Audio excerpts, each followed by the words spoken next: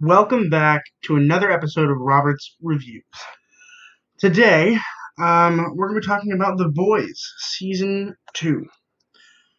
If everything goes well, and I can edit this quickly enough, this will be released on the same day as that I released Season 1, which I know what you're thinking, that's ridiculous. How did I watch 16 hours of a show in like 4 days? Who needs sleep when you can just watch the show? A quick little thing about the show. It is rated TV mature for a lot of reasons. So if you are under the age of 18 or 16, whatever you think personally you are mature for, this might not be the review or the show for you. That being said, I cannot control what you consume on the media. I am not in control of you. So if you choose to watch this and you, for some reason, end up, crazy, that's not my fault. That is your fault for watching something that I explicitly said at the beginning of the video is not for children. You are in charge of what you watch on the media. With that, I believe it's all I have to say. I am filming this a little bit out of sync with the first season. I recorded the first season, I believe, I think it was Friday the 9th that I finished the first season, and it is now Monday the 12th. So it took me 3 days to watch 8-ish hours of stuff. Plus, I watched 3 movies in that time. I really don't have a life anymore. It's really depressing. But that's what this is for. I don't know what I was wearing on Friday. It might have been this. I don't know. So if I look different and I end up releasing this on the same day, it's because I'm shooting these 3 days apart, which is why I have to edit these relatively quickly because I only have about 4 days until I'm wanting this to go live. But we will see. Anyway, The Boys Season 2 takes place right after The Boys Season 1, and it blew me away. This is going to be a slightly non-spoilery one. I'm not going to give away all the details because I want you to go out and watch it. Any of my, superhero fans out there, you would like this. Anybody that liked anything political but isn't like, politics related, you'd like this. It picks fun and makes a lot of people question their role in society almost. Are you a soup or are you a regular human being? And if so, how do you react to different circumstances that are thrown at your way? And I think that this is a really great media to watch, particularly if you were an adult. I wouldn't show this to my child. If I had any control over it, he wouldn't watch this until he was 18. But if I can't control what you do, so if you wanted to go out and watch this, go ahead. That's all your problem. I'm gonna give a light overview of what the basis around this season is about, and then I'm not gonna go through in depth, but what I'm gonna do is I'm gonna go through all the actors like I normally do, hopefully quickly, because I realized that I think my Boys Season 1 was like half an hour long. I'm hoping this is like 15 minutes at most.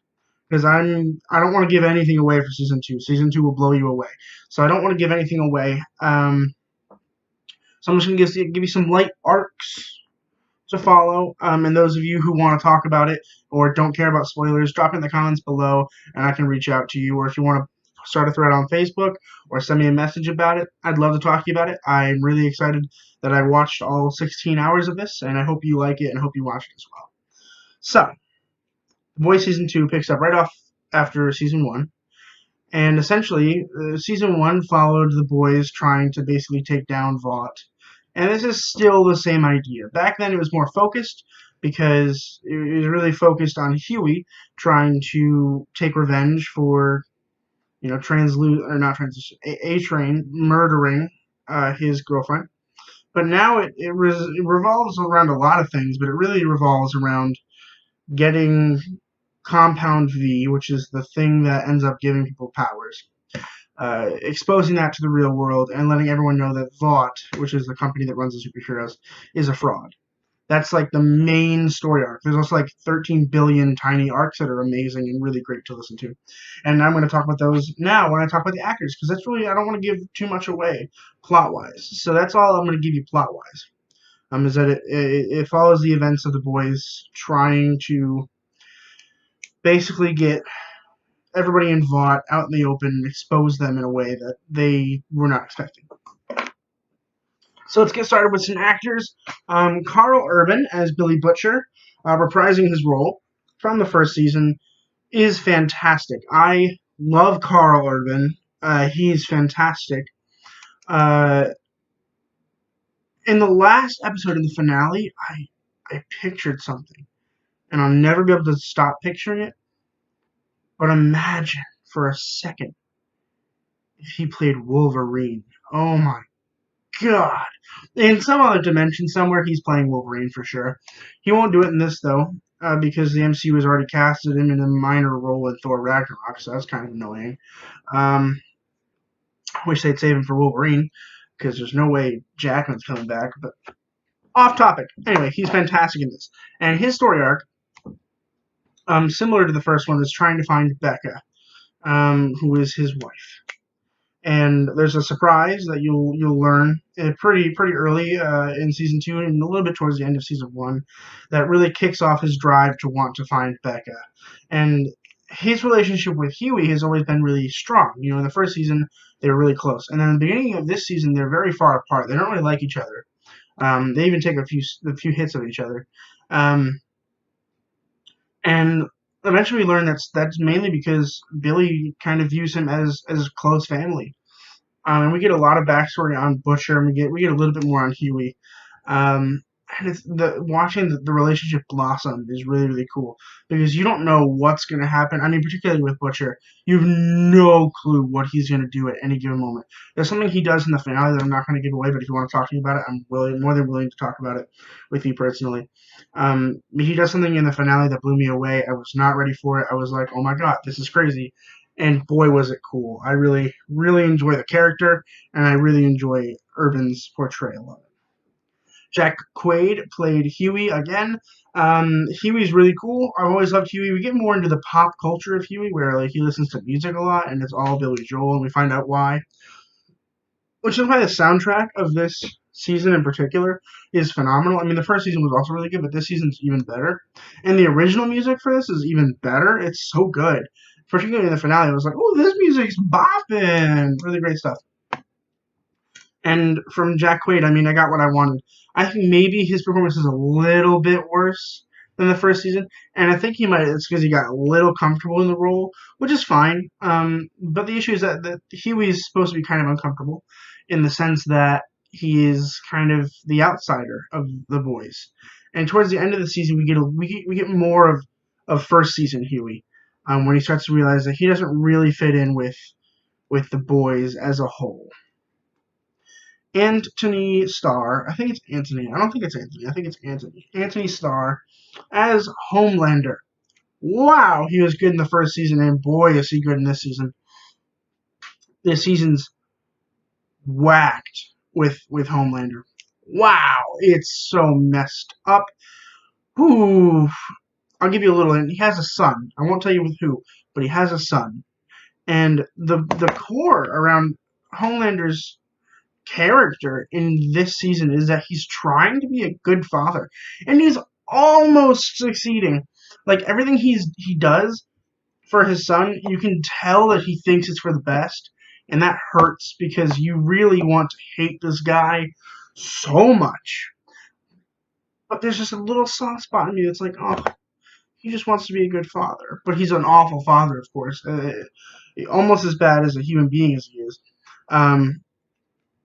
He gets into some crazy stuff, and at the core of it all is him just trying to be a soft and gentle father, and it just not working. More on that if you watch the show. You can talk about that with me. I'd love to discuss some of Homelander's motives, but I don't want to give anything away. Erin Moriarty as Annie or Starlight, depending on where she is at the moment, reprising her role as Huey's girlfriend. In the first season, we see that they, become romantically inclined, and it's really cute, and I love it. And then in the beginning of the season, they are not romantically inclined, and Huey's depressed over it. You can tell. I mean, Huey just wants to be as close to her as possible, and you even feel a little bit of that from her, all the tension. And it really sucks to not have that the whole season. Not that it was distracting or retracted from the performances or the plot line at all in any way, shape, or form. But it's something I looked forward to in season 2, and I didn't get a lot of it.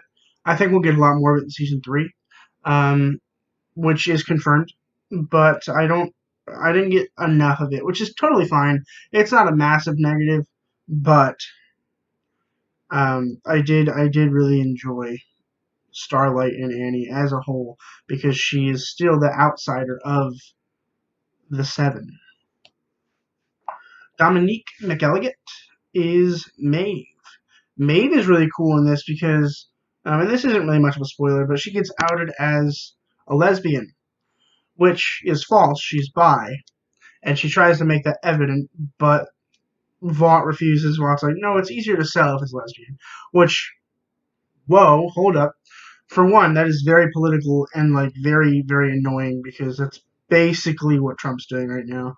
It's. I'm not going to get into it because we're not going to talk about my political views, but it's very relevant in the fact that like lesbians and bi people, they all and gay people, they all, you know, they aren't represented as well in the communities as they should be. They should be represented as equals, and you can see in this the struggle that Vought has to make Maeve be better than the other people because she's a lesbian. It's really, really cool to watch that happen. Um, I don't want to get into it too much because I don't. It's not that political of a show, and I don't want my show to be about politics. Um, you're more than welcome to send me a message. I'm more than happy to talk about my political views, but that is Maeve, and she plays it really well because you can see that all she wants to do is have a quiet life with her girlfriend, and Vought just doesn't allow that, and you can see her get pretty pissed off, and it's pretty great to see a very mean side of Maeve. Jesse T. Usher as A Train. We don't get a lot of A Train in this season, which I'm down for. I didn't really like A Train in the first one.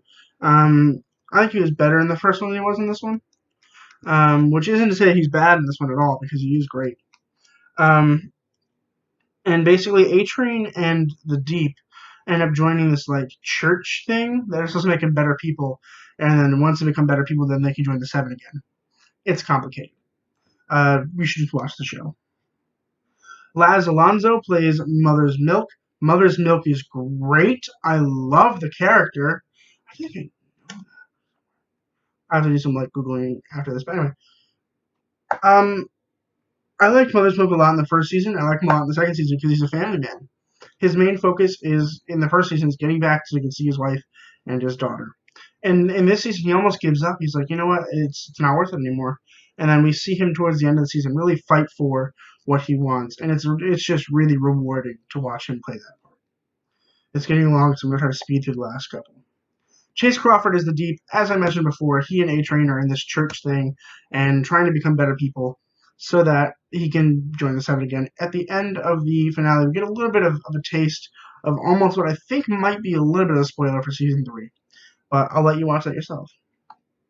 I think it's pronounced Tomer Capon as Frenchie.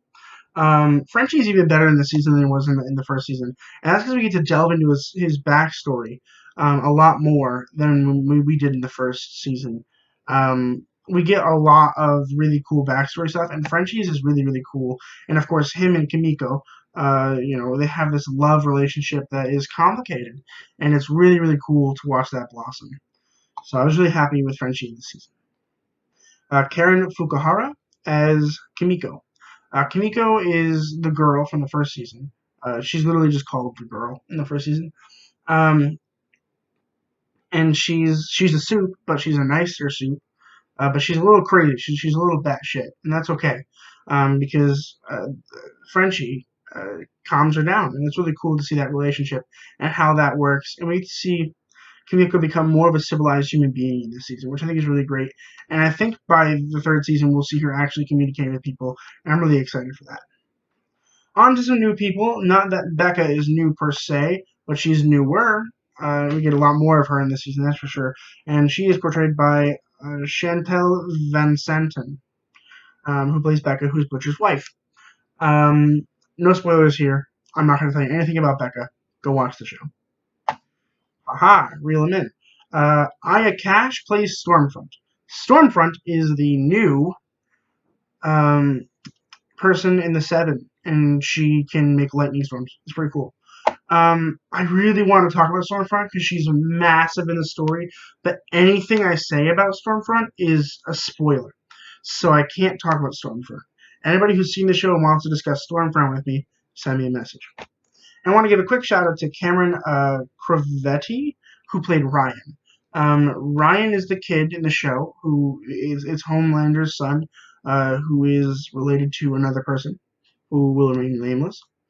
Um, and I was impressed for the most part. There were a couple of issues. I mean, it's a kid, so I mean, when you have kids on set, it's always rough. I can't tell you when I didn't like the performance because it gives something away. But there's this one performance near the end of his that I just didn't really enjoy. But the rest of it was very solid, particularly for a kid actor. I think he might be going places. I think he'll have a couple more gigs coming up. Okay, that's all the acting. I want to talk about a couple negative things. I think I've only had positive things so far. One big negative thing is there's a lot going on. Wow, there's a lot going on. Each episode is just packed to the brim with stuff. I wish the episodes might be a little bit shorter, and maybe that's because I binge watched 6 hours of it today. But they were released weekly for this season, and I think that might have actually been better if I had watched them at that point when they came out. But I was behind. I hadn't even watched season 1 by the time this came out. I started watching season 2 the day that it came out. So, the day that the finale came out. So I was a little behind. So maybe that's why I'm a little frustrated with how much is in there. And I've heard people say, like the directors and the writers and the creators all say that they have so much they want to do with this that they cram a lot into there. And I understand that, but at the same time, it's like I need to go to sleep. It is 11:11 right now. I'm very tired. That's more on me than it is on them. A quick talk about season 3. I haven't read about anything about season 3 except for the fact that it is confirmed and that they hope to begin filming in the beginning of 2021, which means that we won't get it until at the earliest of late 2021. I'm guessing maybe even early 2022, which I think is... No, The Boys season 1 came out in 2019, I'm pretty sure. So, I don't know. I really don't know. A lot of it probably depends on the virus, I imagine.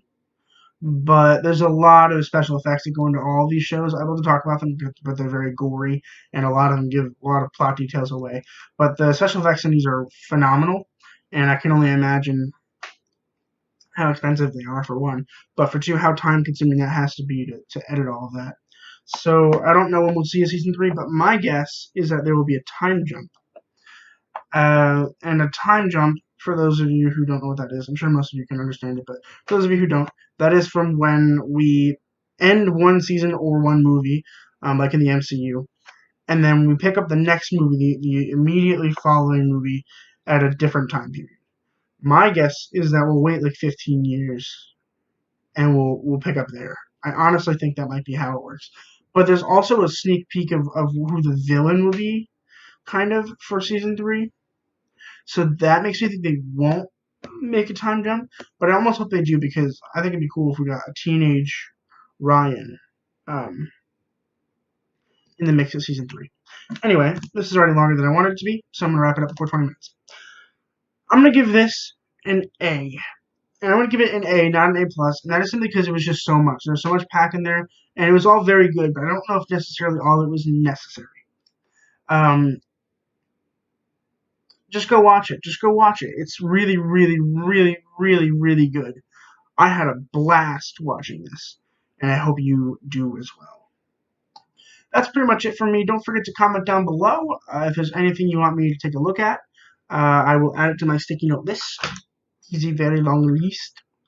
And I will definitely do that, and I am in the process of watching all of your requests, but there are a lot of them, so it's a work in progress.